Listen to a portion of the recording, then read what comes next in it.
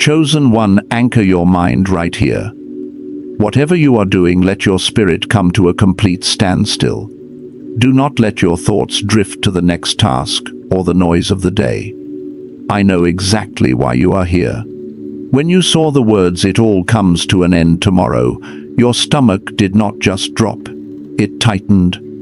A court case flashed in your mind, and you felt like the defendant waiting for a guilty verdict. You started scanning your last 24 hours, asking, "Did I mess up? Is it ending because of a mistake I made?" Listen to me. That fear is a lie. Yes, the gavel is coming down tomorrow. And yes, it is happening exactly because of what you have done. But you are not the criminal in this story. You are the judge. What you did yesterday, that moment you chose silence instead of war, that moment you pulled back instead of pushing, that was not weakness. That was you signing an eviction. Notice for the enemy. The lease is up. And tomorrow they are being forced out. You did not click on this message by accident. Do not let the modern mind tell you this is an algorithm or a random suggestion. There is no such thing as random in the life of a chosen one. The Holy Spirit directed your focus here because the timing is critical. We are sitting in a divine window, a specific corridor of time where the laws of the Spirit are shifting in your favor. If you are hearing my voice, it is because your spirit guide has been trying to get this verdict into your hands all week, but the noise of your anxiety was too loud. So heaven orchestrated this moment just to make you stop and listen. Before I hand you the verdict, I need you to make a commitment to yourself right now. Do not leave this session halfway. We are not just talking about motivation here, we are talking about a legal transfer of authority. By the end of this transmission, you are going to have 3 specific things. You will have the legal precedent to stop the attacks. You will have the eviction protocol to remove the enemy from your home. And you will have the seal of protection for the next season. If you leave early, you leave without the seal. So, stay present. This is your briefing for the war that ends tomorrow. Now let us look at this fear. Let us look at the knot in your stomach. I know that feeling. It is not just nervousness. It feels like doom. It feels like you are walking on a tightrope, and one wrong move will disqualify you from your destiny. Last night you might have been lying in bed, staring at the ceiling in the dark, replaying a conversation or a decision over and over again. There is a voice in your head whispering that you ruined it, that you were not spiritual enough, that you reacted when you should have been calm, that you are an imposter who is about to be exposed. That feeling in your gut right now, that tightness that makes it hard to take a deep breath, is confusing you. You are asking yourself, if I am right, if I am truly chosen, then why do I feel like I am in trouble? Why does it feel like punishment is coming? This is the question that keeps you awake. Is it ending because I failed? I want you to place your attention on that tightness in your stomach right now. Do not try to make it go away. Just notice it. That heavy sensation is not a sign that you are guilty. It is a sign that you are pregnant with a new reality. That pressure is not death, it is contractions. What you are feeling is the death of the old version of you. The version of you that accepts crumbs. The version of you that apologizes for existing. That version is dying, and it hurts. The fear you feel is not the fear of punishment, it is the fear of power. Your body is vibrating because it knows that tomorrow you step into a level of authority you have never held before. You have been programmed to believe that anytime things get intense, it means you have done something wrong. The enemy has trained you to be the scapegoat. So when the atmosphere shifts, your first instinct is to blame yourself. You think God is angry, you think the universe is punishing you. But let me give you the truth from Romans chapter 8 verse 1. It says, "There is therefore now no condemnation to them which are in Christ Jesus." We quote that often, but we miss the depth of the word condemnation. In the original Greek, the word is katakrima. Katakrima does not just mean feeling guilty. It is a legal term. It refers to a civil penalty or a sentence passed down by a judge after a crime has been proven. It means you owe a debt that must be paid. When the scripture says, no katakrima, it means there is no sentence. There is no debt, there is no penal servitude remaining, the file is empty. So if the court of heaven says there is no sentence, why do you feel like you are on trial? Why does your heart race when you hear that it all ends tomorrow? It is because you do not realize what you actually did. You are judging your actions through the lens of trauma, but heaven is judging your actions through the lens of victory. You think the action you took recently was a failure. You think that moment where you shut down or walked away was a mistake. But God showed me the record. That specific action was not a failure. That action was the exact thing that saved your life. It was the key that locked the door against the destroyer. You have no idea what you stopped. Let me take you back to that exact moment and show you what really happened in the spirit. Let me take you back to the scene of the crime. I am talking about 24 to 48 hours ago. You know exactly the moment I am talking about. It might have been a text message that popped up on your screen that made your blood run cold. It might have been a comment from a family member that hit a deep insecurities. Or maybe it was just a look of disrespect from someone you have helped 1,000 times. Zoom into that moment with me. You were standing there, perhaps in your kitchen, gripping the edge of the counter until your knuckles turned white.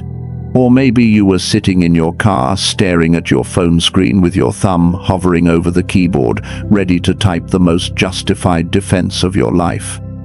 You felt the heat rise up the back of your neck.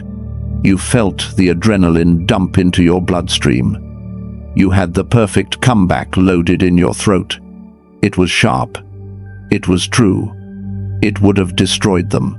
It would have set the record straight once and for all. Everything in your flesh screamed at you to react. Your trauma screamed, defend yourself. Your history screamed, do not let them get away with this. But then something strange happened, something unprecedented. In the middle of that raging heat, you stopped. You did not press send. You did not scream back. You did not explain yourself. You swallowed the words.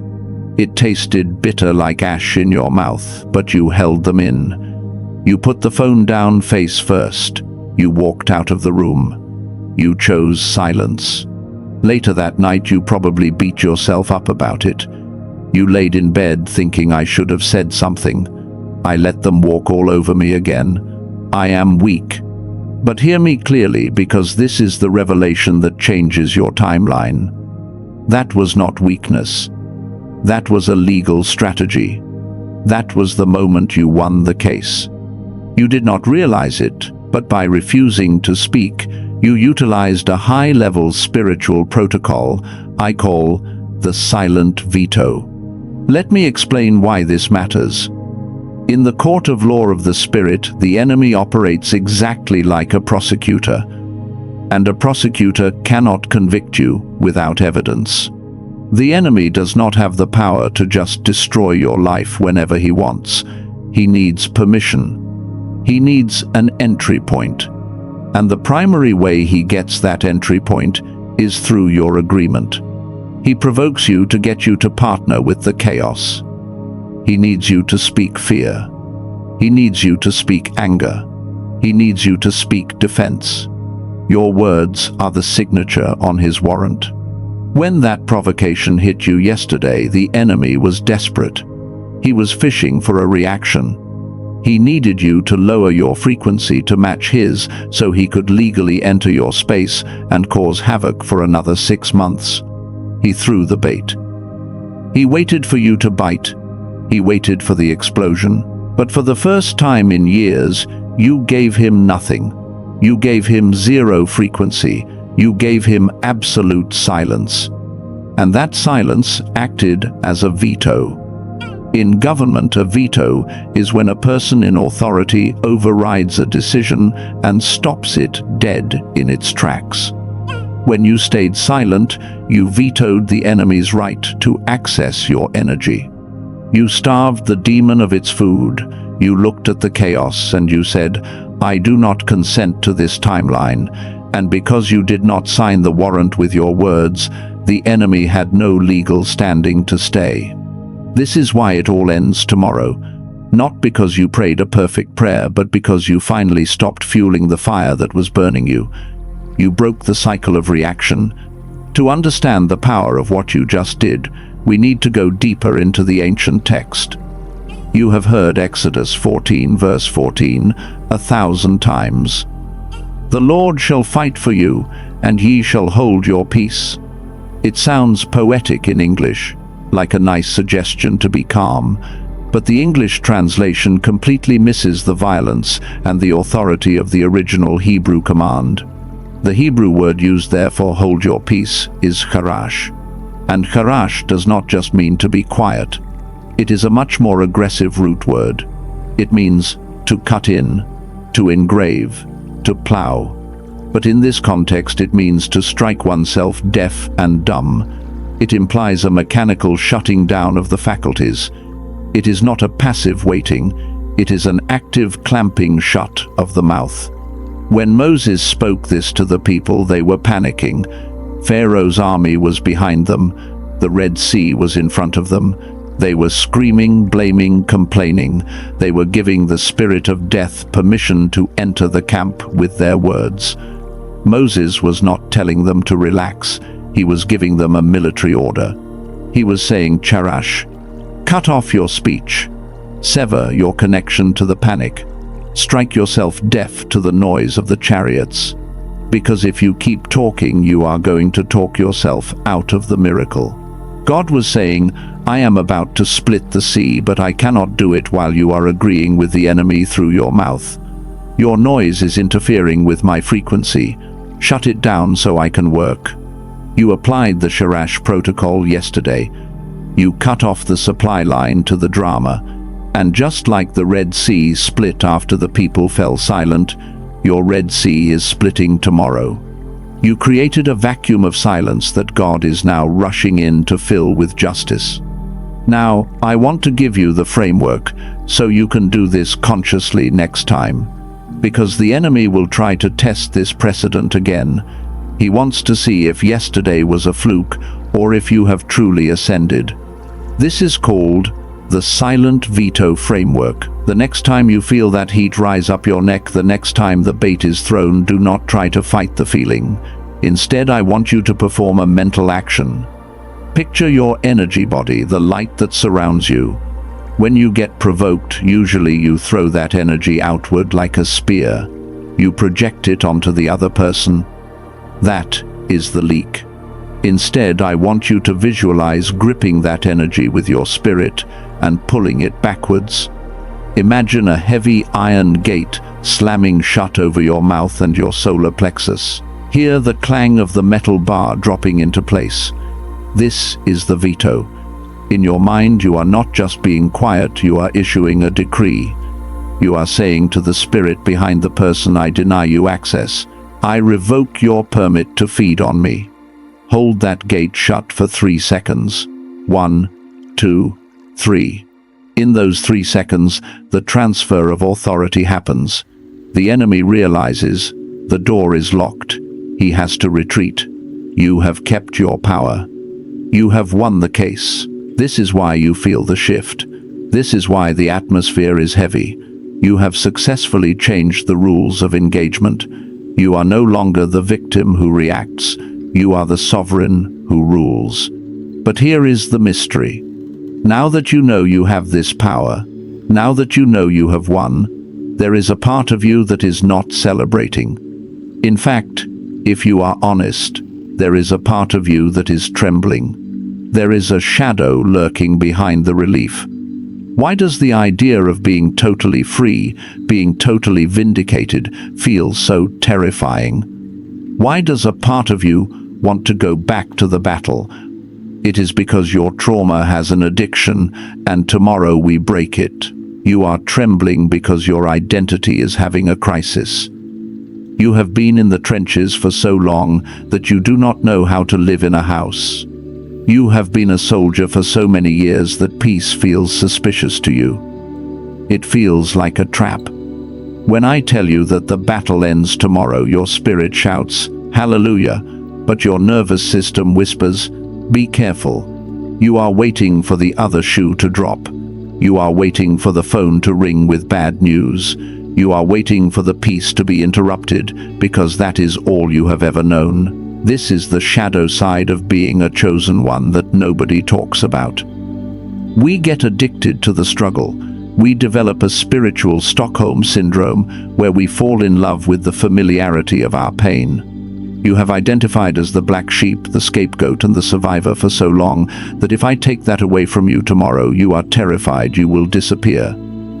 You are asking yourself, if I am not fighting, who am I? If I am not the one holding everyone else up, do I still have value? Let me speak directly to that dark thought, that feeling of strangeness, that feeling of being out of place when things go right, is not a sign that this victory is fake. It is a sign that you are detoxing. You are going through withdrawal from the cortisol and the adrenaline that has fueled you for a decade. The peace feels heavy because you are not used to carrying the weight of glory. You are only used to carrying the weight of a burden. To show you that this is real and that you can survive the transition from soldier to sovereign, I need to tell you about someone who stood exactly where you are standing. I will call her Sarah.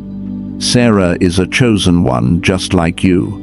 She watches these videos, she prays the prayers, and about 8 months ago she was in a workplace situation that was designed by the enemy to break her mind.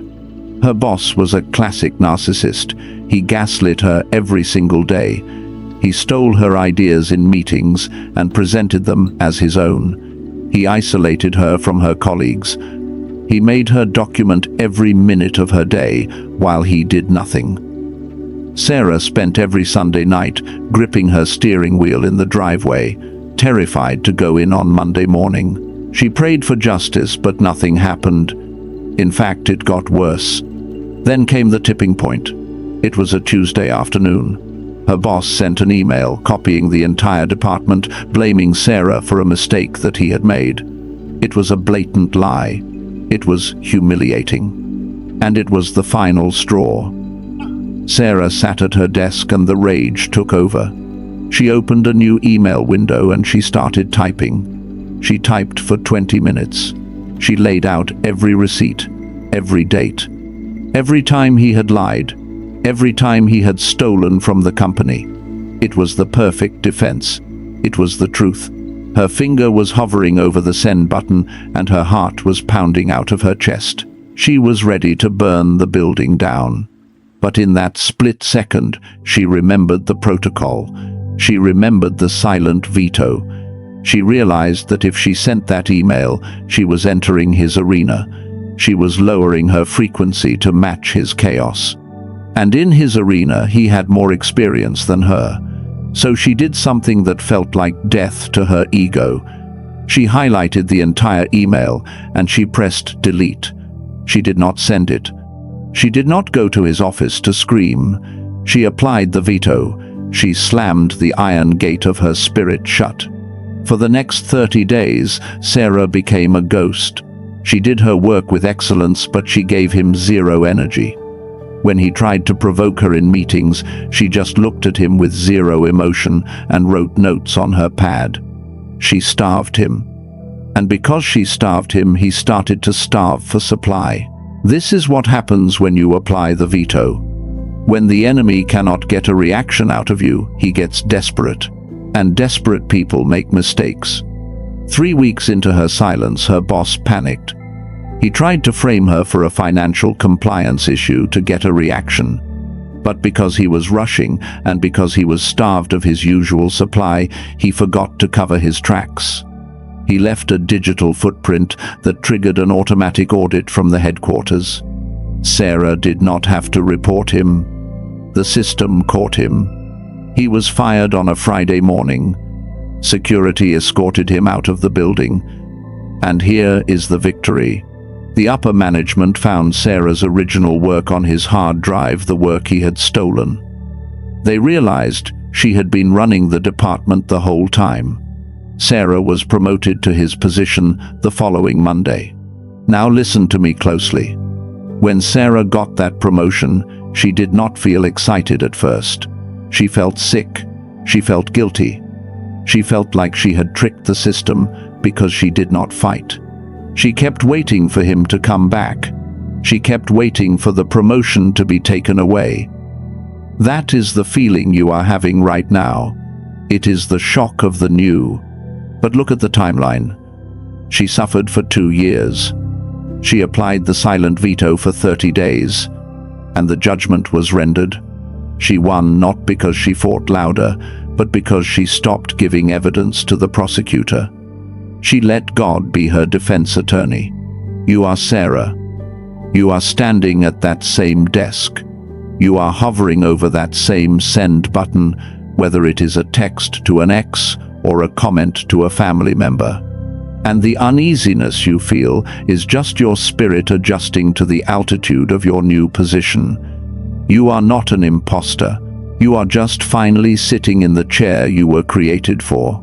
So I want you to perform a mental action right now to settle this. I want you to visualize yourself standing in a courtroom. You are wearing your old clothes, the clothes of the fighter, the clothes stained with mud and tears. In front of you is a new set of robes. They are heavy. They are royal. They represent your new authority. In your mind, I want you to take off the old coat, let it drop to the floor, hear the sound of it hitting the ground. Now step into the new robes, feel the weight on your shoulders. It feels different. It feels restricting at first because you cannot run around like a soldier anymore. You have to move like a king. You have to move like a queen. Accept the weight. Comment below simply, I accept the weight, to signal to your spirit that you are ready to wear this. But there is a question still lingering in the back of your mind, isn't there? Sarah got the promotion. She got the justice for the present moment. But what about the 2 years of hell she went through? What about the sleepless nights she can never get back? What about the stress that aged her? Does she just forget that? Does she just move on and pretend the damage did not happen? Is the victory just for today, or is there something more? This is where the revelation gets dangerous for the enemy. Because the verdict that comes down tomorrow is not just about stopping the attack, it is about addressing the arrears. You think God is just going to save you and leave you with the scars? No. The God of the Bible is a God of economics. And the law we are about to activate for tomorrow is not just for peace, it is for repayment. And what I am about to tell you about the last 10 years of your life is going to sound absolutely crazy until you see the legal precedent for it. Sarah got her job back, but you are about to get your time back. Here is how that works. You are sitting there thinking about Sarah, and you are thinking that is great for her. She got her job back. She got her reputation back. But what about the 2 years she lost? What about the stress that permanently aged her cells? What about the nights she missed with her family because she was crying in the bathroom? You are looking at your own life right now, and you are doing the math.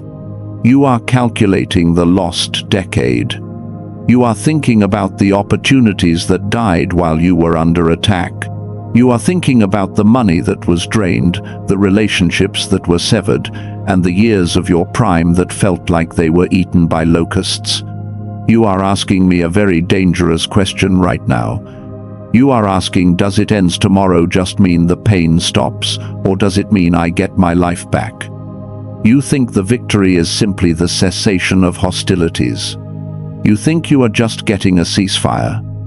But this is where the revelation shifts gears. This is the twist that the enemy did not want you to hear. This is the reason he tried to distract you 5 minutes ago. The verdict that was signed in the spirit realm because of your silence yesterday is not just an injunction. It is not just a restraining order to stop the enemy from touching you tomorrow. The verdict is retroactive. In a court of law, when a defendant is found to have been wrongly accused or wrongly imprisoned, the judge does not just open the jail cell and say you are free to go, good luck with your life. No. The court orders reparations. They order damages. They order back pay. The system is legally required to compensate the victim for every single day, hour, and minute that was stolen from them. When I told you it all comes to an end tomorrow, I did not just mean the attack ends. I meant the era of theft ends, and the era of repayment begins. The legal precedent you set yesterday didn't just block the future attacks, it triggered a full audit of your past. The silence you held yesterday acted as a key that unlocked the archives of heaven. God is looking at the last 10 years of your life, and He is marking every tear, every loss, and every delay as a debt that the enemy now has to pay back. This sounds too good to be true. Your trauma brain is rejecting this right now. It is saying that is impossible, time is gone. You cannot get time back. But I need you to look at the pattern in the Bible, because God has done this before, and He did it in a way that defied the laws of physics and time. I want you to look at the pattern of Haman and Mordecai in the book of Esther. This is the ultimate case study of retroactive verdicts. You know the story, but you have missed the pattern. Haman was the enemy.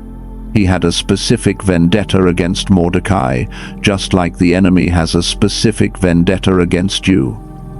Haman did not just want to annoy Mordecai, he wanted to erase him. Look at the timeline. For weeks, Haman was building a gallows. The scripture says it was 50 cubits high. That is 75 feet. He was building it specifically for Mordecai. He was constructing a public humiliation. He was preparing the end of Mordecai's life. And while he was building, Mordecai did exactly what you did yesterday. He refused to bow. He held his peace. He applied the silent veto. And then the shift happened. It happened overnight. It happened in one single 24-hour window, just like what is about to happen to you. The king could not sleep. That was the divine orchestration. He asked for the records to be read. He found out what Mordecai had done, and the next morning everything flipped. But here is the twist. Mordecai didn't just survive. The king didn't just say, "Do not hang him." That would have been a ceasefire. That would have been survival. No. The king took the very ring off Haman's finger and put it on Mordecai. He took the royal robe and put it on Mordecai.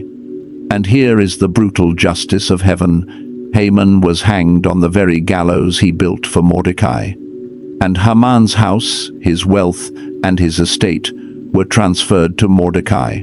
Do you see the pattern? The enemy wasn't just stopped. He was forced to fund the promotion of the person he tried to destroy. The 50-cubit weapon that was built to kill Mordecai became the monument of his victory. This is what is happening to you tomorrow. The enemy has been building a gallows for you for 10 years. Maybe it is a gallows of debt. Maybe it is a gallows of sickness. Maybe it is a gallows of loneliness. He built it high so everyone could see your failure. But because you refused to bow yesterday, because you stood in your silent veto, you have triggered the king's insomnia. The books have been opened. And the verdict is not just that you survive.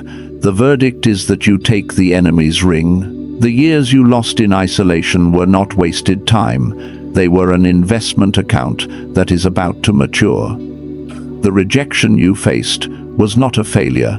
It was protection that saved you for this specific hour. God is not just going to restore you to where you were before the attack. He is propelling you to where you would have been if the attack never happened, plus interest.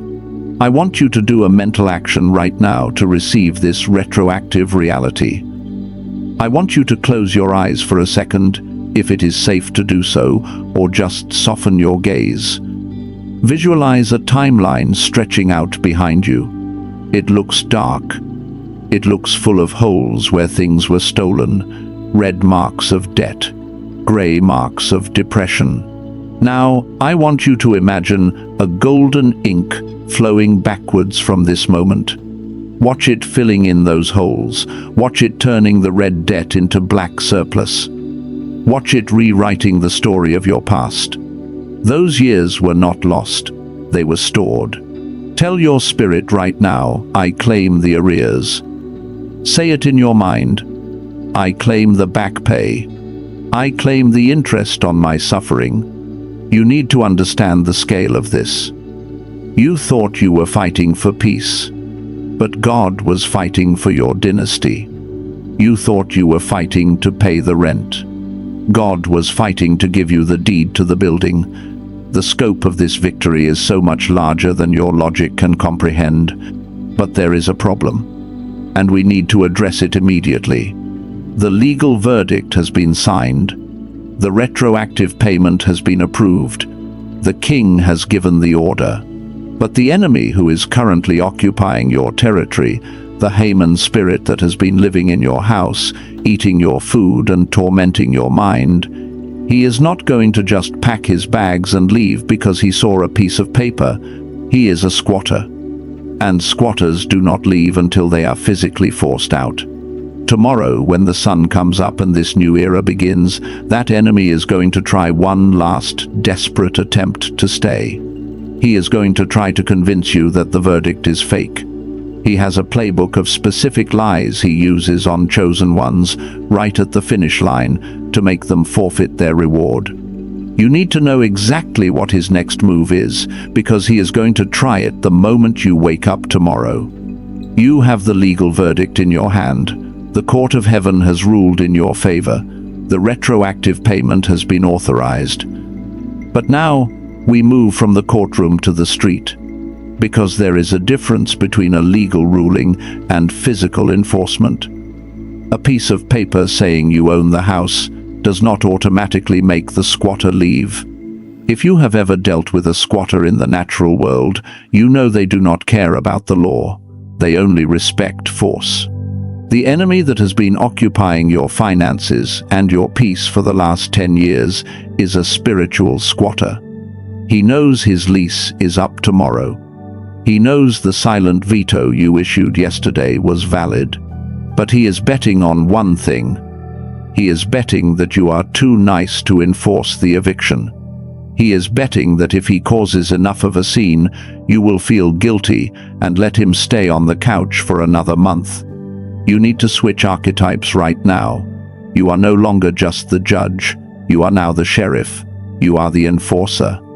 And I am going to give you framework number 2, which is the eviction protocol. This is exactly how you handle the atmosphere when you wake up tomorrow morning. I want you to perform this mental action with me. You do not need to move your body, just shift your imagination. Visualize your life as a physical house. Walk through the front door in your mind. Sitting there in your living room is the entity of chaos, the entity of debt, the entity of disrespect. It looks comfortable. It has its feet up on your table. It is eating your food. In the past, you would have walked in and asked it, "Why are you doing this to me?" You would have pleaded. You would have cried. But tomorrow, you do not ask questions. In your mind, I want you to see yourself walking straight to the front door and opening it wide. Now turn to that entity. Do not yell. Do not get emotional. Just point to the open door. You are holding the verdict in your other hand. You simply say, "The lease is up. Get out." Hold that image. Feel the authority in your pointing finger. You are not negotiating a settlement. You are executing a command. This is the energy you must carry into tomorrow. But listen to me closely, because this is where the war gets tricky. When a squatter realizes the sheriff is serious, they do not just walk out quietly. They try to manipulate the situation to make you lower your hand. They have a specific playbook of resistance. I call these the 7 forms of eviction resistance. The moment you wake up tomorrow with this new authority, the enemy is going to launch the first 3 forms of resistance immediately. You need to spot them before they trick you. The first form is the love bomb. This is the most dangerous one because it feels good. Tomorrow morning, do not be surprised if the very person who has been making your life a living hell suddenly sends you a nice text message. Do not be surprised if your boss suddenly compliments you. Do not be surprised if the chaotic atmosphere in your home suddenly feels peaceful and sweet. This is a trap. The enemy is trying to hoover you back in. He is trying to get you to say, well, maybe it wasn't that bad.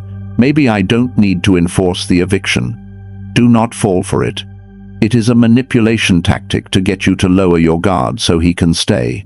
If they are nice tomorrow, it is not repentance, it is a bribe. Reject the bribe. Keep the door open and keep pointing out. The second form is the sudden crisis. If the love bomb does not work, the enemy will try a distraction. Tomorrow you might wake up and your car won't start, or you spill coffee on your shirt, or you get a bill you weren't expecting. This is a smoke bomb. The enemy wants you to focus on the small fire so you forget about the major victory. He wants you to get frustrated and say, see, nothing has changed, I still have bad luck. Do not agree with that thought. When the crisis happens tomorrow, look at it and laugh. Say to yourself, this is just a smoke bomb. It means the enemy is packing his bags and he is trying to cover his retreat. Step through the smoke and hold your position. The third form is the gaslight. This is an attack on your memory. Tomorrow the enemy will whisper to your mind that you are overreacting. He will tell you that you are being too harsh. He will say you are the one who is actually the problem, not him. He will try to rewrite the history of the last 10 years to make himself look innocent. This is why you have the record. This is why you did the work. Do not debate the squatter. You do not explain the law to a criminal, you just enforce it. When those thoughts come, simply return to the mental image of the open door. You are not there to discuss the past. You are there to secure the future. These first 3 forms are psychological. They are designed to make you doubt your authority. But if you stand firm against the love bomb, the crisis, and the gaslight, the enemy will realize that his old tricks are not working, and that is when he gets dangerous. Because once the psychological tricks fail, he moves to the heavy artillery. The love bomb is just a soft psychological tap compared to what comes next. There are 4 more forms of resistance that are much more brutal and much more personal, and if you do not know about form number 5, you could lose your footing right at the threshold of the door. Form number 5 is designed to hit you where you are weakest, and it often looks like a physical symptom. Let us address the physical symptom immediately, because this is the one that makes most chosen ones quit 5 minutes before the miracle. I told you about the love bomb, the smoke bomb, and the gaslight. Those are tricks of the mind. But form number 5 is the body attack. Tomorrow, when you stand in your authority and issue that eviction notice, do not be shocked if your body suddenly goes haywire. You might get a sudden migraine that feels like a band of steel around your head. You might feel a wave of exhaustion so heavy that you can barely lift your arms. You might even feel nausea or a sudden tightening in your chest. The enemy knows that your body holds the memory of your trauma. So when he sees that he cannot trick your mind, he tries to crash your operating system. He wants you to think, I am getting sick, or I am too tired to fight today, I will do it tomorrow. That is the trap. If you lay down, you lose the ground. You need to reframe this sensation instantly. That headache is not sickness. It is the sound of chains breaking. That exhaustion is not weakness. It is your spirit using all available energy to push a massive boulder out of your way. When you feel the body attack, do not retreat to bed. Stand your ground mentally. Visualize light flooding that area of pain and pushing the squatter out. Tell your body this is not death, this is detox. Once you push through the body, attack the enemy shifts tactics to your emotions. Form number 6 is the false guilt. This is the weapon designed specifically for you because you have a heart of gold. You are an empath. You feel everything, and the squatter knows this. When the enemy realizes you are serious about the eviction, he will stop fighting and start crying. He will play the victim. In the natural, this looks like the toxic person suddenly telling you a sob story about their childhood. It looks like them saying, "After all we have been through together, you are just going to throw me away." In the spirit, it feels like a heavy blanket of sorrow dropping on you. You will feel mean. You will feel cold. You will question if you are becoming a bad person. Hear me clearly. Setting a boundary does not make you bad. It makes you a ruler. That guilt you feel is weaponized empathy. The enemy is using your own compassion against you. Do not comfort the parasite. Do not negotiate with the cancer. When the false guilt rises up, I want you to visualize the sword of truth cutting that emotional cord. You can love them from a distance, but you cannot let them live in your house. Form number 7 is the dream warfare. This happens when you are most vulnerable. You might win the battle during the day, but then you go to sleep, and the enemy tries to re-invade through the back door of your subconscious. Tomorrow night you might have vivid nightmares. You might dream of ex-lovers or old enemies trying to sleep with you or feed you. You might experience sleep paralysis or wake up feeling a heavy presence in the room. This is not a sign that you are losing. It is a sign that the eviction is working and they are trying to sneak back in through the window because you locked the front door. Do not wake up afraid. Wake up angry. Wake up with the authority of the sheriff. If you have a dream like that, do not analyze it, do not accept it. Cancel it immediately. Speak to the morning air and say, "I cancel every contract made in my sleep. I did not sign that. Get out." These are the 7 forms. Now you have the full playbook. But I know what you are thinking. You are thinking, this sounds exhausting. Can I actually do this? Is it really possible to stand against all of this pressure and win? I need to tell you about David. David is a real person, chosen just like you. For 10 years, David lived in a house that was not a home. I am not talking about the building. I am talking about the spiritual atmosphere of his family. He was the scapegoat. His brother was the golden child, but also the addict. His parents constantly demanded David give money, give time, and give energy to fix his brother's messes. David wanted to leave. He wanted to say no, but every time he tried, they hit him with form number 1, the love bomb. They would say, "We love you, you are the strong one." Then they would hit him with form number 6, the false guilt. They would say, "If you do not help us, who will?" David was drowning. He was broke. He was single. He was stuck. Then came his moment. The day he realized it all had to end. He watched a video just like this one. He realized he had been funding his own destruction. He decided to issue the eviction notice.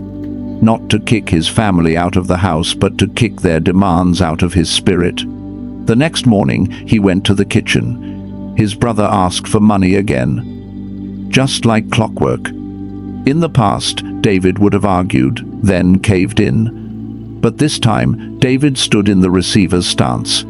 He visualized the iron gate. He looked his brother in the eye and said, "No, I am not doing that anymore." The reaction was instant. First came the rage, which is the sudden crisis. His brother screamed. His parents called him selfish. Then came the body attack. David told me his heart was racing so fast he thought he was having a heart attack. His hands were shaking. He wanted to run to his room and hide. But he remembered the protocol. He stood there. He kept the door open in his mind and pointed out. Then came the false guilt. His mother started crying. She said, "You are tearing this family apart." That was the moment of truth. David felt the tear in his chest. But he did not fold. He said, "I love you, but the answer is no." He held that line for 3 days. 3 days of silence. 3 days of awkwardness. 3 days of dream warfare where he dreamt he was being chased. But on the 4th day, the atmosphere broke. His brother realized the supply was gone. He packed his bags and left to stay with a friend. His parents stopped asking. And then the miracle happened. The moment the squatter left, the abundance came in. Within 2 weeks of that eviction, David met his future wife. Within a month, he got a job offer in a new city that paid double his salary. The treasure was always there waiting for him, but it could not enter because the house was full of thieves. You are David.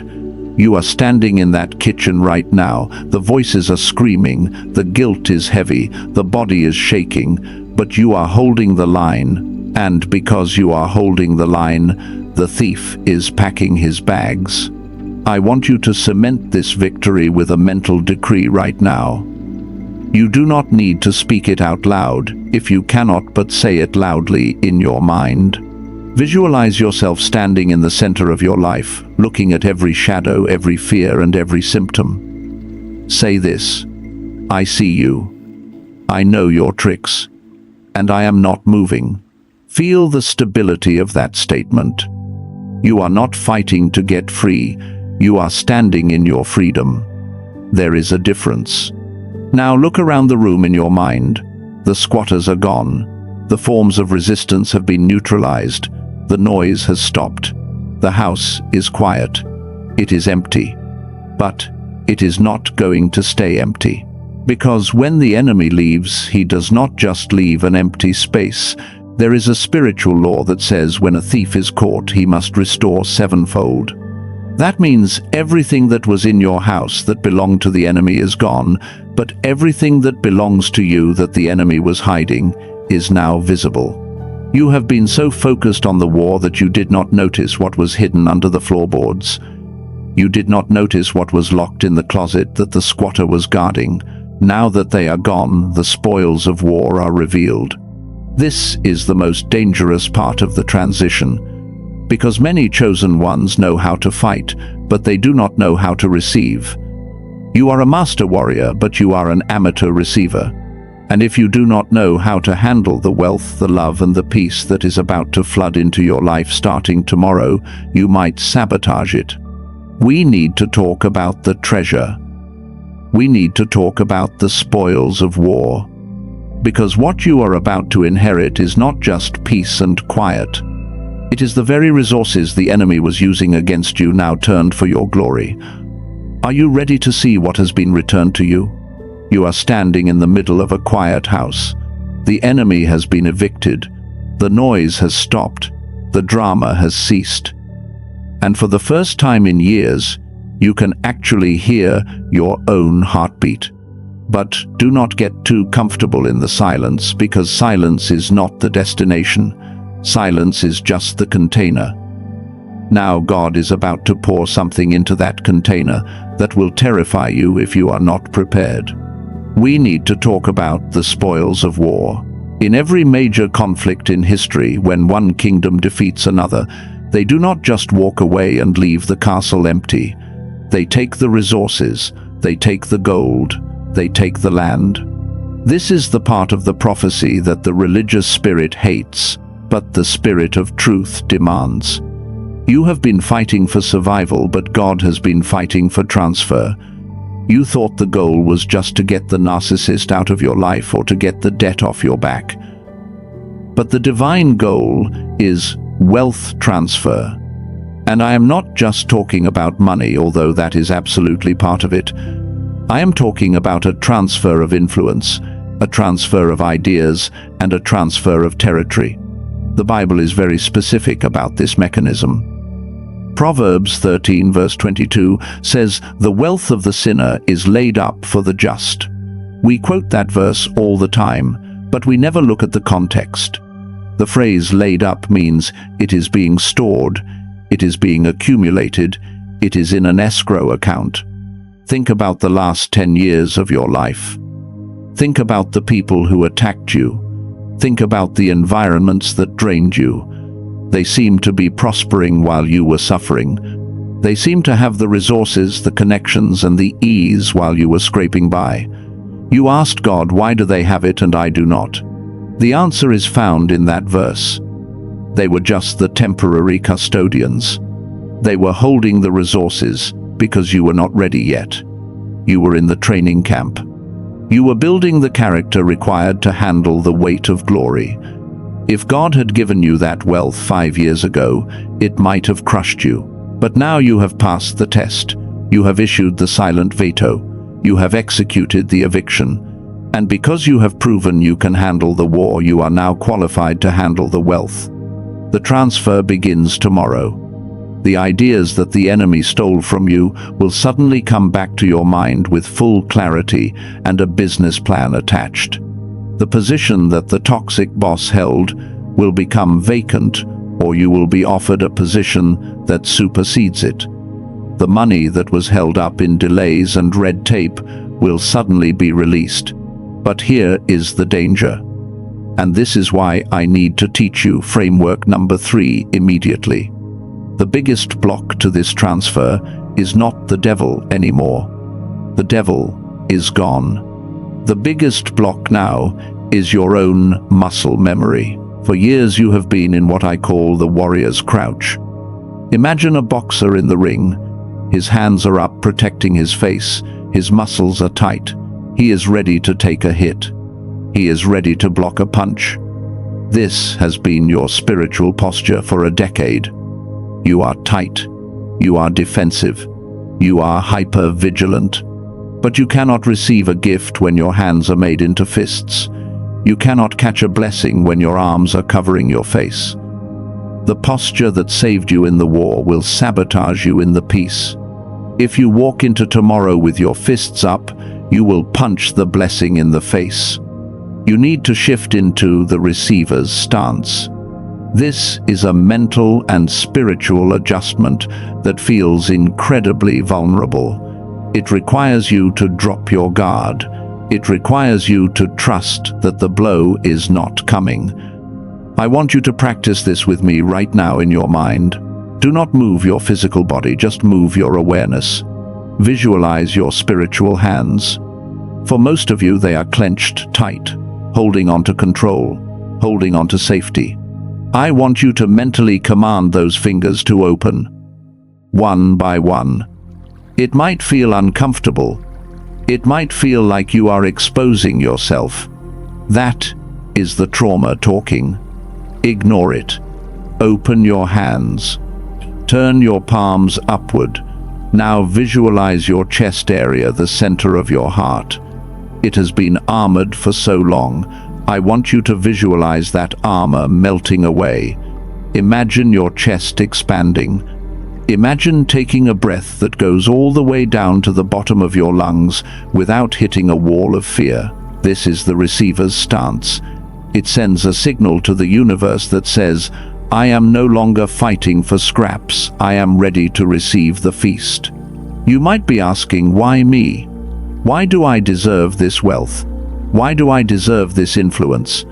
That is the final trick of the enemy to make you feel guilty for being blessed.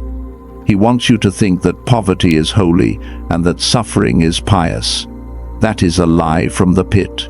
God is transferring this wealth to you, not so you can buy a better car, but so you can build the kingdom. The enemy used those resources to destroy people. You will use those resources to heal people. The enemy used that influence to manipulate. You will use that influence to liberate. The wealth is safer in your hands than it was in theirs. So, do not apologize for the promotion. Do not apologize for the check. Do not apologize for the open door. Receive it with a holy confidence. Say to yourself in your mind, I am the trusted treasurer of the kingdom. We are moments away from the final seal. The court of heaven is assembled. The witnesses have taken their seats. The angels are holding the quill pens, ready to record your agreement. The verdict of it ends tomorrow has been read. The eviction notice has been served. The transfer order has been drafted. But a contract is not valid until it is signed, and a decree is not established until it is sealed. We are about to enter the activation ceremony. This is not a passive prayer where you listen to me talk. This is a co-creative act. You are going to sign this document with your faith. Everything you have been through, the tears, the lonely nights, the betrayal, the confusion, it all comes down to this single point in time. You are not the same person who clicked on this video 20 minutes ago. You are taller. You are stronger. You are wiser. I need you to shift your focus one last time. Stop thinking about the pain. Stop thinking about the past. Lock your eyes on the horizon of tomorrow. The sun is about to rise on a day where you do not have to fight to exist. The courtroom is silent. The judge is looking at you. He is waiting for your signal. He is waiting to see if you are truly ready to walk out of that prison cell and never look back. Do not sit there spiritually slumped over. In your spirit, I want you to stand up. Pull your shoulders back. Lift your chin. Dry your eyes. You are not a victim asking for help. You are a victor coming to collect your inheritance. The ceremony begins now. We have arrived at the threshold. Everything we have discussed up to this moment was just the preparation. The silent veto was the strategy. The eviction protocol was the action. The receiver's stance was the posture. But now we must set the seal. In the ancient world, a king's decree was not law until it was pressed with the king's signet ring into hot wax. Once that seal was set, no man and no devil could reverse it. We are about to set that seal on your life. This is the moment where the teaching stops and the transformation becomes permanent. I want you to prepare your spirit for the seal. If you can hear my voice, I want you to shift your internal posture to one of absolute attention. Imagine that you are standing in the center of the great throne room. The angels have ceased their singing. The witnesses have taken their places. The atmosphere is heavy with the glory of justice. In your mind, I want you to perform one final action. Visualize yourself drawing a line in the sand behind you. That line represents the moment you clicked on this video. Everything behind that line is the old era. It is the era of the scapegoat. It is the era of the victim. It is the era of the defendant. Everything in front of that line is the new era. It is the era of the ruler. It is the era of the judge. It is the era of the sovereign. Do not cross back over that line. Keep your eyes forward. The activation ceremony begins now. Receive these words not as information, but as a spiritual impartation. In the name of the Supreme Judge of the universe, the Creator of all things seen and unseen, I declare that the court is now in session for the final sentencing of your enemies. We acknowledge that you have stood in the fire. We acknowledge the years of the locust. We acknowledge the tears you cried in secret when you thought God had abandoned you. We acknowledge the betrayal of those you loved and the silence of heaven that tested your faith. But we also acknowledge that you did not quit. You stood. You held your peace. You issued the veto. And because you stood, the court has rendered its verdict. I now seal the framework of the silent veto over your mouth and over your spirit. I decree that from this moment forward you shall no longer be baited into the wars of lower entities. I seal your lips with divine wisdom. You will no longer give your energy to those who do not deserve it. You will no longer defend yourself against liars, for God has become your defense. The power of your silence is now activated as a weapon of mass destruction against chaos. I seal the framework of the eviction protocol over your house and over your territory. I bind the spirit of the squatter that has occupied your finances, your health, and your relationships for the last 10 years. I command the spirit of Haman to be bound and removed from your timeline. I declare that every entity that has been eating your harvest is hereby served a notice of immediate eviction. They have no legal standing to remain. Their lease is cancelled. Their right to speak into your mind is revoked. I bind the 7 forms of resistance. I bind the love bomb. You will not be tricked by fake kindness. I bind the sudden crisis. You will not be distracted by smoke. I bind the gaslight. You will trust your own memory. I bind the body attack. Your health shall spring forth speedily. I bind the false guilt. You will no longer apologize for your boundaries. I bind the dream warfare. Your sleep shall be sweet and protected. I now seal the retroactive verdict over your history. I declare that the law of restoration is now in effect. I speak to the years that were stolen, and I command them to return. I speak to the money that was drained, and I command it to multiply. I speak to the opportunities that were blocked, and I command them to reopen with double honor. I decree that the enemy must pay back 7-fold for everything he touched. The wealth of the wicked is no longer stored up, it is released into your hands right now. I seal the receiver's stance over your heart. I command the armor of trauma to melt away. I command the fists of the warrior to open into the hands of the king. You are safe to receive. You are worthy to receive. You are ready to receive. Chosen one, hear the final commission. You are no longer the defendant on trial. You are the sheriff of your territory. You are the enforcer of the kingdom. When you wake up tomorrow, you do not wake up to fight. You wake up to rule. The war is over. The occupation is finished.